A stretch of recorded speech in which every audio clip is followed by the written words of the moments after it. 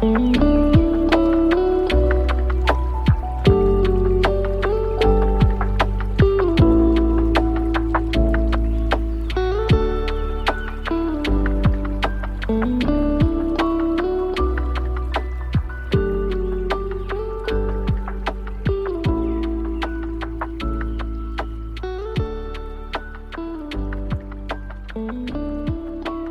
there, welcome to the Soil and Roots podcast, digging beneath the surface to uncover the hidden ideas that form us, the church, and the culture. I'm Brian Fisher, coming to you from Fish Tank Studios in Frisco, Texas. This is episode 86. We're dealing with our series on kingdom dwellers, and today we're going to be talking about the quality of being inside out. But welcome back. As a reminder, the Soil and Roots podcast is now available on both audio and video. You can find the video versions on Spotify, on our website, and very shortly on our YouTube channel. We're also launching the Soil and Roots Instagram account, and we'll be paying more attention to our Facebook page, I promise. If you prefer listening to the episodes, have no fear. They'll still be available on your favorite podcast platform, and you can read most of the episodes on our website if you prefer to go old school. Now that we have almost 4 full seasons of content, we're working on growing the ever-expanding Soil and Roots community, and that means increasing the number of ways you can access and interact with the content, and with us. If you're new to the Soil and Roots community, welcome. It's great to have you. This podcast is a little unique in that it's a guided tour into what we call deep discipleship. So here's the premise. Often, if we're quiet, we sense a disconnection in our lives from God, from others, and maybe even from ourselves. Even if we've been following Jesus for a long time, we may wonder, is this all there is? Shouldn't there be more to the Christian life than what I'm experiencing? I mean, the Bible promises perfect peace, abundant life, powerful and effective prayers, and a sense of stability and calm, even when life sends us struggles and trials. Yet that doesn't always describe the life of a modern Christian. Let's face it, anxiety, self-interest, jockeying for power and position, those things tend to describe us, or at least me. We're doing the proper Christian rituals. We go to church and Bible studies. We pray. We serve in the church. We go on mission trips. Yet our lives don't always seem to resemble the lives of the early Christians we read about in the Bible. So if this sense of disconnection, of lacking something, resonates with you, chances are you and me are both experiencing what philosopher Dallas Willard called the great omission. Though we talk a lot about making disciples, modern Christianity struggles to actually make them. Well, a disciple is simply an apprentice of Jesus. However, we sometimes miss the purpose of discipleship. It's not simply to know more or do more Christian things. It's the ongoing formation of our hearts. It's character formation. It's the journey of our hearts to become more like the heart of Jesus. That we are formed to think like he thinks, to relate like he relates, to love like he loves. The Soil and Roots podcast explores this great omission and then guides us into ways in which we might be better formed. We call this journey of richer spiritual formation deep discipleship. Season 1, episode 1 to 13, lays out the great omission, and it takes a pretty unique turn early on. Where this heart transformation occurs is not the place we generally explore in our lives. It occurs at the very bedrock of our hearts, and that's the realm of ideas. Ideas are assumptions and conclusions from which we operate, but we're not normally conscious of them. So we explore discipleship as the transformation of these ideas in our hearts over time. Now, admittedly, this is not a normal way of looking at discipleship, but it's what makes season 1 so fascinating. That season closes by introducing 3 obstacles today that often get in the way of our spiritual formation. We call them the 3 primary problems: the discipleship dilemma, the formation gap, and the forgotten kingdom. So season 2, episodes 14 to 25, it's all about the discipleship dilemma. Well, here's the dilemma. Our quest to become more like Jesus is interconnected to, it's dependent on our willingness to know our own hearts, our own stories. At some point in our spiritual journey, God invites us inward into the depths of our hearts. Sometimes we accept his invitation, sometimes we don't. But this is not something many of us have heard about before. In fact, some of us have been trained that journeying inward, it's selfish, It's counter-Christian, thus the dilemma. So in Season 2, we break through the confusion and explore how to take this journey inward into our stories using a process that we call heart view. On Season 3, we ask a critical question. Do we have access to communities to help guide us into this deep discipleship? Are we part of gatherings that are designed for, intentional about forming us to become more like Jesus? Or that we live in a formation gap? It's a great season, runs from episodes 26 through 59. So, Season 1 explores the problem, the great omission. Season 2 helps us understand and explore our stories and how our stories fit into God's grand story. Season 3 is all about community and how we might find others who want to take this journey into deep discipleship with us. Now this season, Season 4, it's all about purpose. The kingdom of God is a primary theme throughout the entire Bible, yet the kingdom has largely been forgotten today. However, we find our purpose by rediscovering, by remembering this kingdom of light. So we solve the great omission by diving into story, forming or enhancing specific types of formative communities, and embracing our purpose in light of the cosmic redemptive kingdom of God. These are necessary parts of this transformation of ideas at the bottom of our hearts, or what we call deep discipleship. So we're slowly charting a course to discovering the more to the Christian life that some of us might lack. We're reconnecting what's been disconnected. We're working to restore what's been broken. All that to say, feel free to jump into whatever episode you like, though I do suggest that folks start with episode 1 and work forward at your own pace. Some of the episodes are pretty involved, so take your time. So this season, Season 4, started with episode 60, and we've covered a lot of ground so far. We've reintroduced the Forgotten Kingdom, and we've looked at how our conscious or unconscious views of, believe it or not, the end times impact our assumptions about our purpose. A Christian fatalist, someone who holds to the idea that the world must be falling apart, will often see their purpose, Jesus' purpose, primarily as a rescue mission. Let's rescue as many souls as possible from the earth's inevitable demise. It's a very different idea of purpose compared to a Christian who holds that King Jesus is, right now, in the process of putting all of his enemies under his feet, that he is, right now, making all things new. That sort of idea leads to an understanding of our purpose as being part of a cosmic restoration mission, that Jesus is in the process of redeeming and reconciling not only individual people, but also creation and all seven mountains of culture. And his church is the primary means by which he's accomplishing that purpose. Now, for the last several episodes, we've been uncovering some perhaps hidden qualities of a deep disciple, someone whose life centers around the kingdom and becoming more like Jesus. We're exploring Jesus and his friends and pinpointing some of their characteristics that don't always make it into books and sermons. So a deep disciple is courageously curious, and they're particular. They seek out and pay careful attention to the individual. They practice releasing control. They give up trying to figure everything out and trying to control people or situations.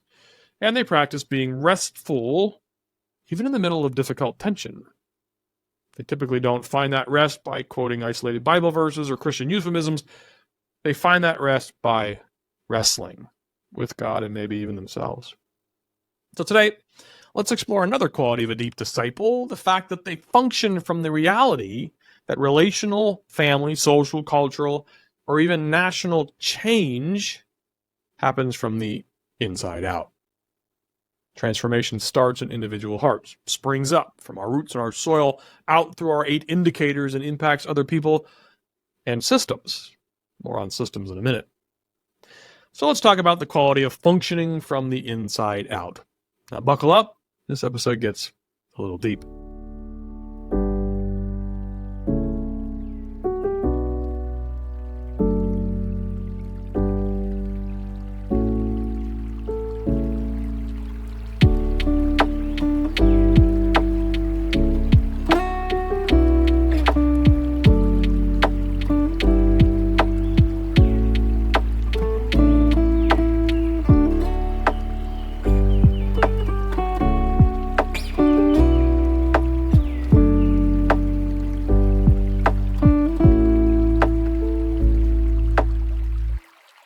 Let's start at what might seem an odd place: slavery and the Bible.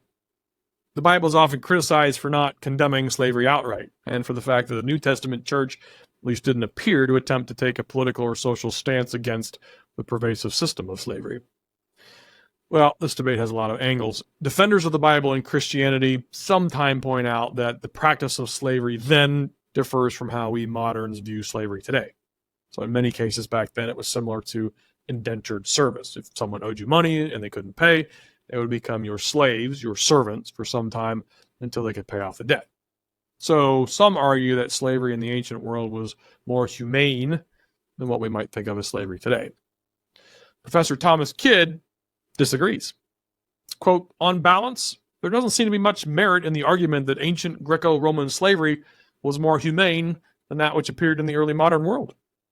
Both featured physical and sexual abuse. Well, if anything, the sexual exploitation in the ancient system may have been more overt and systemic. Teenage male slaves, for instance, suffered open sexual predation from free Roman men in ways that no direct parallel existed. So if ancient slavery wasn't any more humane than what we think of slavery today, why doesn't the Bible outright condemn it? In fact, Old Testament laws recognize it as a part of life, and even Jesus used the reality of slavery in some of his teachings. Well, God seems to take us where we're at, go from there. For example, the Bible Project guys noticed that when we look at how God provided the law in the Old Testament, he gave portions of it over time. He would provide some direction, the Israelites would make more mistakes, and God would correct them and provide more law or clarification. There are over 600 Hebraic laws, but they actually weren't all given at once. Jesus seemed to take the same approach with people when he walked the earth. He took them as they were, related to them as they were, in their current condition, and invited them into a deeper relationship and deeper discipleship. Regarding Jesus and slavery, Dr. Philip Mitchell notes this, quote, "Jesus often used masters and servants in his parables. However, it does not follow that Jesus was approving of earthly slavery or of the way that vicious masters treated their servants. Rather, Jesus is again using this historical and cultural reality to speak of ethical and spiritual conditions. Likewise, when Paul enjoins slaves to be obedient to their masters and masters not to mistreat their slaves, he's not commending such a system. Rather, he's appealing for Christians to exemplify Christ in those situations. Paul does suggest that if slaves can obtain their freedom, they should, nor should they enter into slavery being the Lord's free men. Indeed, Paul was quite willing to intervene and play a role in a slave's freedom, Philemon. Well, for those of us who live in democratic areas of the world today, it can be hard to swallow Paul's admonition to submit to governments, considering the governments of his day were often brutal, promoted caste systems as a matter of fact, and considered certain people groups to be subhuman. So why don't we see numerous examples of biblical writers encouraging the transformation of harmful systems, such as slavery, corrupt governments, or unequal social structure? Well, because at least at some level, Jesus and the Bible direct their attention to the transformation of individual hearts. If enough hearts are transformed, the harmful systems will eventually be transformed as well. A human being is formed from the inside out. And apparently, many systems are changed the same way. Going back to season 1, we talked about ideas in the air and ideas in the soil. Ideas in the air are those assumptions that pervade our societies, our cultures, and even our families. We're all born into different idea systems. Ideas in the soil are those that seep into our hearts and govern and empower who we are individually. Glen Scrivener wrote a great book called The Air We Breathe. He uses some different vocabulary than we do here, but he argues that you and I live in a culture with certain assumptions about values such as equality, compassion, consent, science, progress. For example, most of us assume men and women should be valued equally, I hope. Most of us assume children possess tremendous value themselves. Most of us assume moral and societal progress are good things. Scrivener says these accepted values are like the air we breathe. We aren't even conscious of them. At Soil and Roots, we call them ideas in the air. But Scrivener goes on. He proves that these unconscious values that we take for granted would have been foolishness, idiocy, back at the time of Christ. Women were most certainly not equal to men, and children were the property of their fathers, to do with whatever he pleased. Progress wasn't assumed. In fact, it may not have been considered at all. Just like today, people then didn't give ideas in the air a second thought. It was the air they breathed. He argues that slavery wouldn't have been challenged in that culture because it would have been unthinkable to do so. So what changed? Jesus. Now, despite all the justifiable concerns and the complaining we might do about modern culture's moral decline, Scrivener argues we still live in a very Christian atmosphere. It's just that most of us don't sit around studying ancient history to realize just how different our air is compared to their air. This is why Jesus' Sermon on the Mount would have been shocking, not as much to us, because we already live in a culture that's largely formed by the ideas Jesus promoted. But to his original audience, the Sermon on the Mount most likely sounded radical. He was challenging all sorts of ideas in the air, commonly accepted assumptions about how life worked. First, he started with the Beatitudes, where he announced blessings on various types of people that society would have derided: the poor in spirit, the gentle, the merciful, the peacemakers, those who have been persecuted, those who have been insulted. His ideas about who was truly blessed and what sort of people described his kingdom stood in opposition to whom the empire said should be blessed: the rich, the powerful, the shrewd, those in the right class, those who own slaves. Then he went on and challenged the difference between simply obeying the law and assessing the condition of our hearts. You've heard that the ancients were told, "You shall not commit murder, and whoever commits murder shall be liable to the court." But I say to you that everyone who is angry with his brother shall be guilty before the court. And whoever says to his brother, "You good for nothing," shall be guilty before the Supreme Court. And whoever says, "You fool," shall be guilty enough to go into the fiery hell. You've heard it said that it was said, "You shall not commit adultery." But I say to you that everyone who looks at a woman with lust for her has already committed adultery with her in his heart. On he went, challenging, deepening, reframing their current ideas, their accepted values, the air, as it were, that they were breathing. The list of ideas in the air that Jesus challenged and transformed is staggering. Human value, equality, the value of children, fatherhood, racism, classism, the role of a husband and wife, servanthood, selflessness, friendship, sacrifice, the role and purpose of money, leadership, the human body, the relationship between mankind and creation. The list goes on and on and on. Jesus started an idea revolution that has transformed the world and is still transforming it today. All 7 mountains of culture have been dramatically influenced by Jesus' idea revolution: family, education, media, the arts, government, business, and the church. His idea revolution transformed many of the institutions that drive these 7 mountains. If you live in a democracy, just consider the vast difference between its underlying ideas and those of the Roman Empire. If you live in a democracy, just consider the vast difference between its underlying ideas and those of the Roman Empire. The idea that people had the intelligence, the value, the right to vote for their government, that would have been utter nonsense back then. Today, we're insulted if these ideas aren't recognized and valued. If you're a father, consider the difference between the underlying ideas of fatherhood now versus ancient times. Just read the Bible and see how daughters were often viewed and treated. Go back and read how Lot treated his daughters, and then how they treated him. I don't think they held daddy-daughter dances back then. This brings us to a critical question if we desire to see Jesus' idea revolution continue today. How are systems built on or corrupted by bad ideas transformed? Now, by systems, I just mean mountains of culture, institutions, programs, or other isms in which you and I live and function. So your workplace is a system, a federal or local government is a system, ageism is a type of system, your church is a system, your family is a type of system. Systems impact and influence groups of individuals. Just like the human heart, systems are built on, governed, and powered by ideas. Some are from the kingdom of darkness, and some belong to the kingdom of light. A homeless shelter is a system built on light ideas. The KKK is a system built on dark ideas. But generally, a system is sort of a mixed bag of ideas. If a deep disciple is committed to seeing God's will be done on earth as it is in heaven, that means we seek to transform bad, harmful systems that are influencing creation and the 7 mountains of culture. If we truly love our neighbor, We're concerned about systems that harm our neighbor. So back to the question. If the human heart is changed by the transformation of deeply embedded ideas on the bedrock of our hearts, how are systems changed?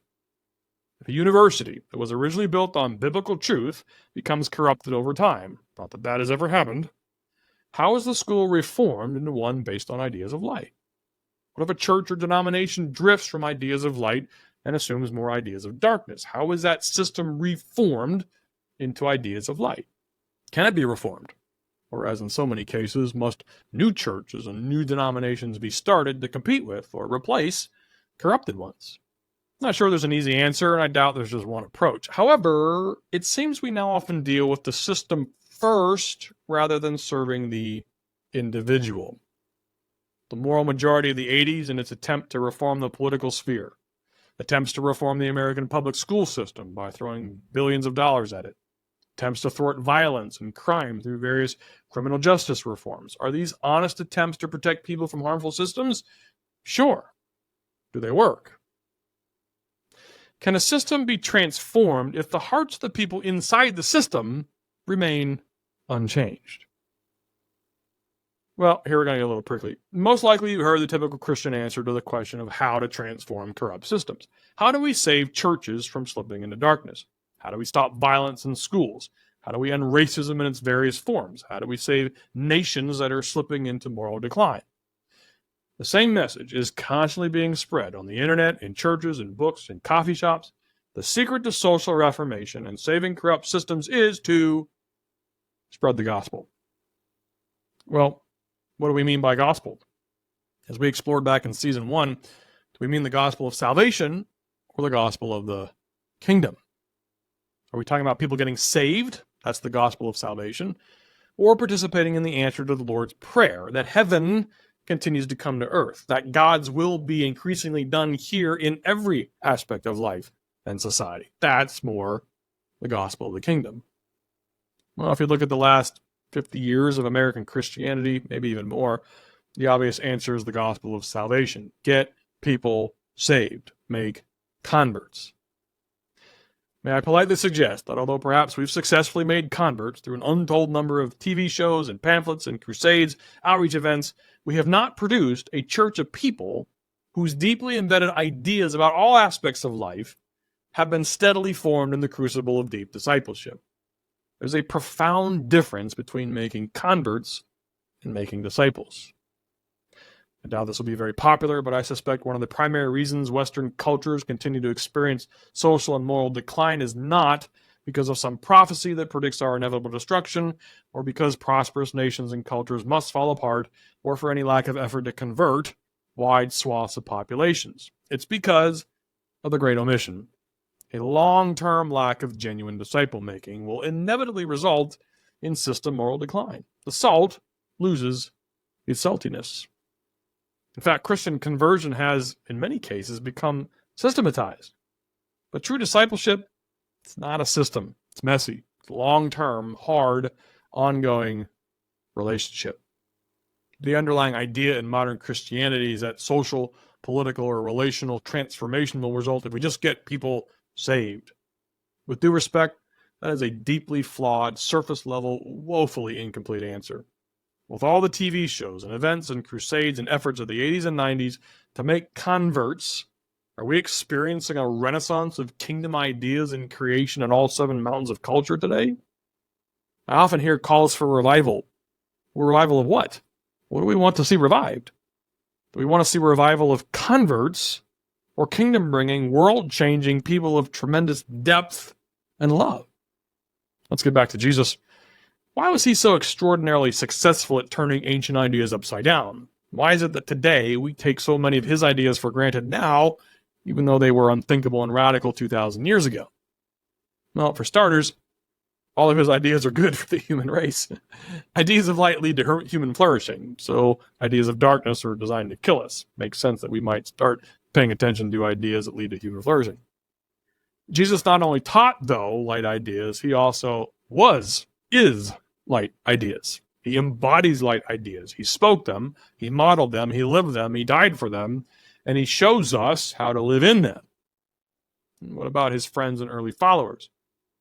Take a few hundred years, but Christian ideas did end up turning Rome on its head. They would eventually lead to equal rights, the birth of science, the advent of widespread health care, the idea and hope of progress, the valuation of children, the reformation of government, leaps forward in philosophy and anthropology and lots of other ologies. And once in a while, we find a deep disciple so grounded, so powerfully rooted in ideas of light, they change the world. Augustine, Luther, Calvin, Wilberforce, Hannah More, Frederick Douglass, Martin Luther King Jr., Mother Teresa. Did these saints transform systems? No. Did they not root out the bad ideas driving harmful systems, challenge them, change them, and overcome them? Did they not influence individual after individual through their thoughts, behaviors, relationships, words, how they use their time and money? We tend to look at these heroes of the faith and consider them to be exceptional, so different from us, and maybe they are. But do they have to be? Perhaps in a world of deep disciple-making, they're the norm. Perhaps as our hearts become more and more in tune with the ideas of light, as we become more and more enamored with Jesus and his ideas, we'll realize that not only is the reformation of corrupt systems built on bad ideas possible, it's inevitable. Can corrupt systems be transformed? Well, sometimes they can, if we're willing to identify, call out, challenge, and transform the ideas in which they're built. We explored this concept of heart view, the process of exploring our individual hearts to identify the ideas that drive us. The same concept works with systems. To transform systems, we must first do the hard work of identifying the ideas that are powering those systems. A deep disciple functions from the idea that change happens from the inside out, both in the individual and sometimes in the systems in which we live. And the more the ideas in our hearts become formed into those of Jesus, the more powerful, helpful, and life-giving the individual and system transformation. Hey, thanks for being with me. For more information on Soil and Roots, check out our website at soilandroots.org. If you'd like to financially support our ministry and the work of deep discipleship, you can give safely and securely at the same site. If you're interested in the Soil and Roots book, there's a link on the site for that as well. And feel free to reach out to us at fish@soilandroots.org, and we'll see you next time.